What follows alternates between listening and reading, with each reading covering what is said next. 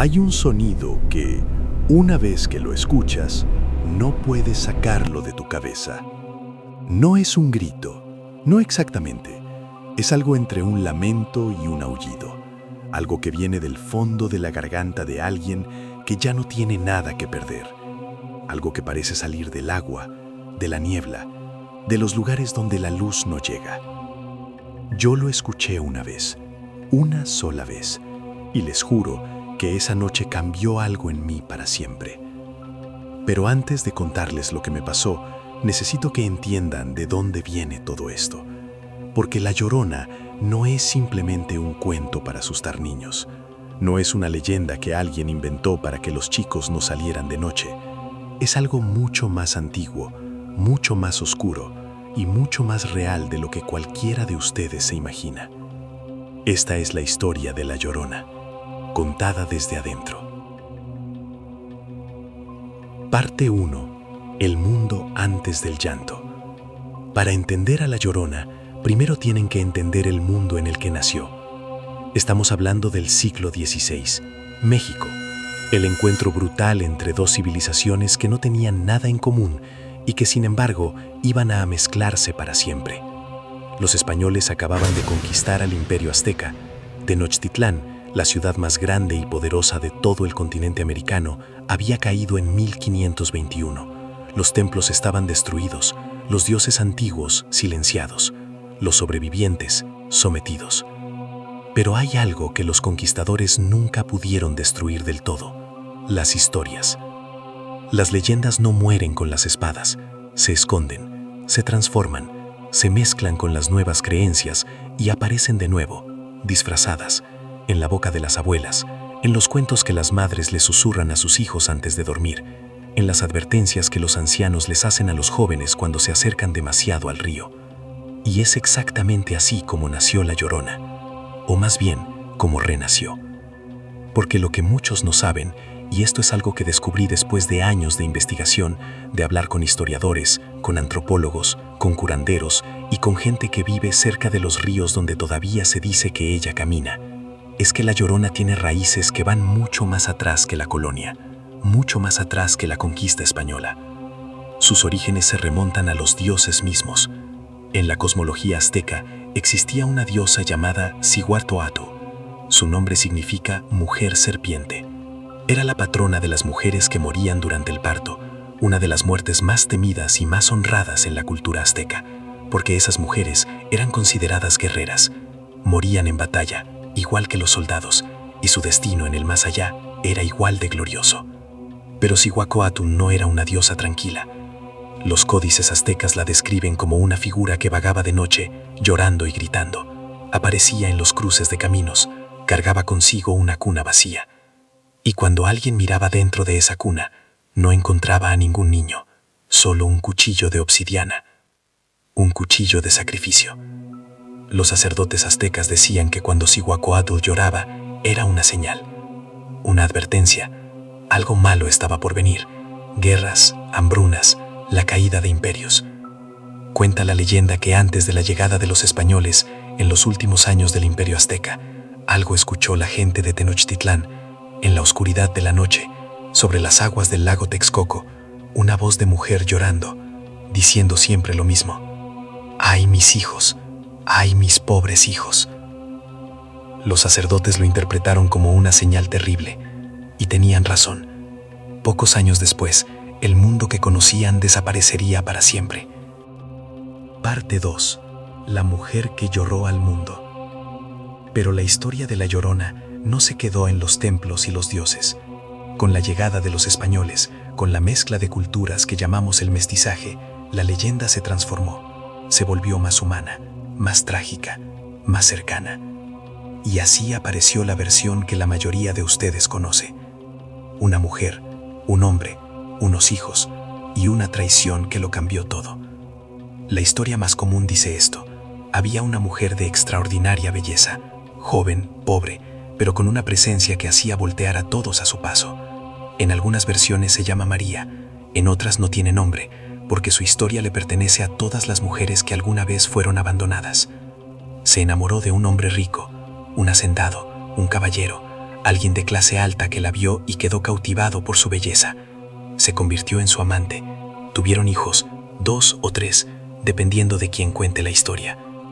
Y por un tiempo, aunque no tenían una vida perfecta, aunque él nunca la llevó ante el altar, aunque ella sabía en el fondo que él nunca la reconocería como su igual, ella fue feliz, o al menos eso se convenció a sí misma de ser. Pero los hombres como ese no se quedan. Un día, él le anunció que se casaría con otra mujer, con alguien de su clase, de su mundo, de su nivel social, alguien que sus padres habían elegido para él, alguien con tierras y apellido.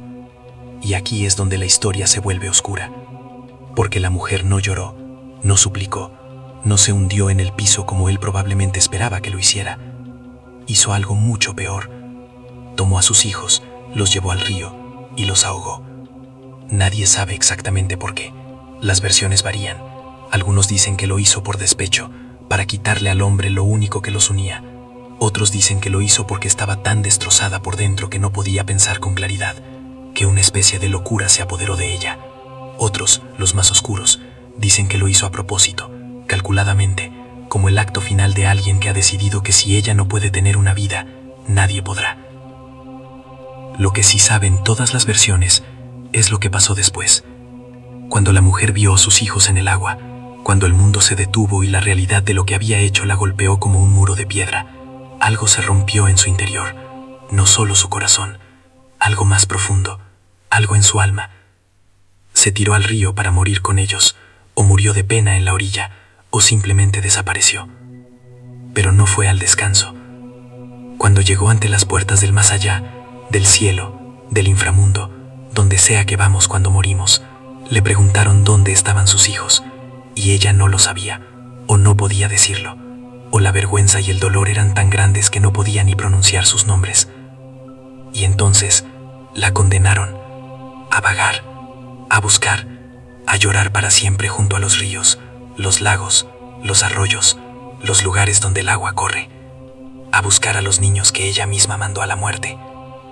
Y dicen que todavía los está buscando. Parte 3. Lo que la gente realmente escucha. Ahora viene la parte que más me interesa, la parte que me llevó a pasar 3 años investigando esto, recorriendo pueblos, grabando testimonios, leyendo archivos coloniales y sentándome con gente que no tiene ningún incentivo para mentirme. ¿Qué es exactamente lo que la gente dice que escucha? El sonido de la Llorona no es uniforme, no es siempre igual, pero hay ciertas características que se repiten con una consistencia que, francamente, me pone la piel de gallina.